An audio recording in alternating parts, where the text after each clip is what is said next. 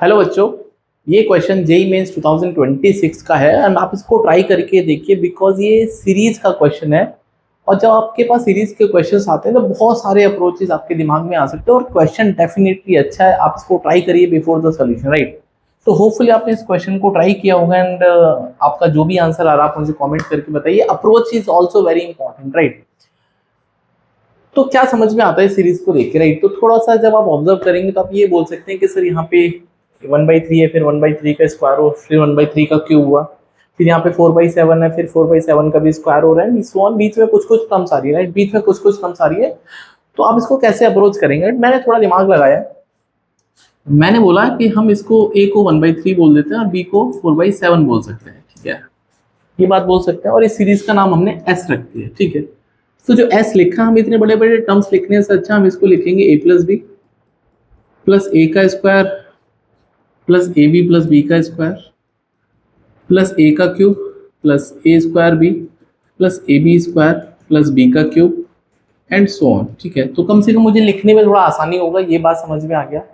फिर मैंने क्या सोचा कि यार अगर मैं इन सारे के सारे टर्म्स को एक साथ nth टर्म निकालूंगा और फिर उसके बाद सॉल्यूशन करेंगे तो बिलीव में बहुत खतरनाक सवाल हो जाएगा। तो मैंने कुछ और सोचा।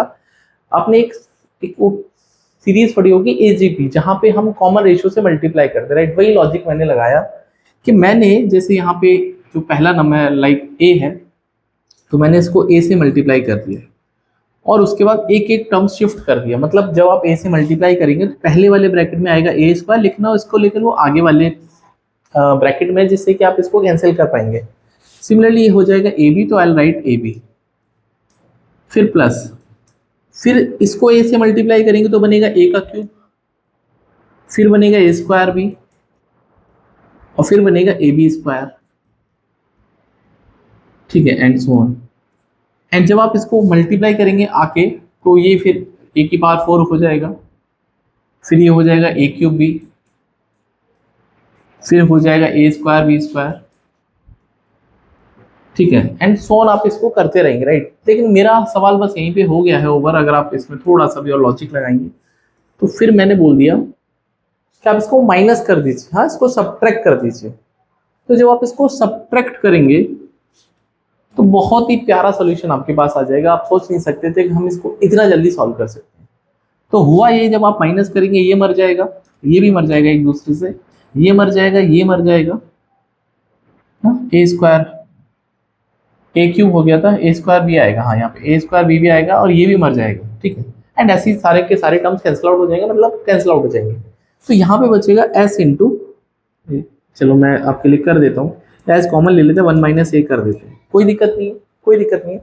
और मजे की बात यहाँ पे बचेगा ए प्लस बी और यहाँ पे बचेगा सिंपल। अब देखो ये अच्छा सीरीज बनेगा बी स्क्वायर, यहाँ बचेगा बी का क्यूब, यहाँ बचेगा बी की power 4 and up to infinity.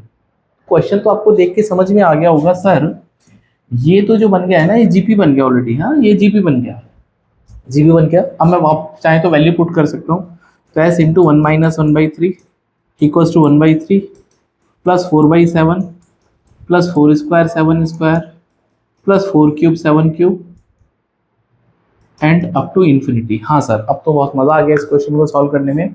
अब देखो इसमें बनेगा 1 माइनस 1/3, फिर हो जाएगा 2s/3, इसको s मान लेते हैं, और ये 1/3 सेपरेट है और इसमें आपको इनफाइनाइट टर्म्स का जीपी लगाना है, क्योंकि a/1 माइनस आर होता है सम ऑफ द इनफाइनाइट टर्म्स, ठीक है। तो जो कॉमन रेशियो आर से, जो आर है 1 से कम है, ठीक है। तो ये बनेगा 4/7, 1 माइनस 4/7, ठीक है सर। तो जब आप इसको फर्दर सॉल्व करेंगे, this is 2s/3 equals to 1/3, ये बनेगा 4/7 इंटू 7/3, तो बनेगा 4/3। इसका मतलब 2s/3 की वैल्यू आएगी 5/3। अब 3 से 3 मर जाएगा, इसका मतलब जो s की वैल्यू है वो 5/3 है, होपफुली 5/2, 5/2, हाँ, s की वैल्यू 5/2 है। तो that was a easy solution provided आपकी लॉजिक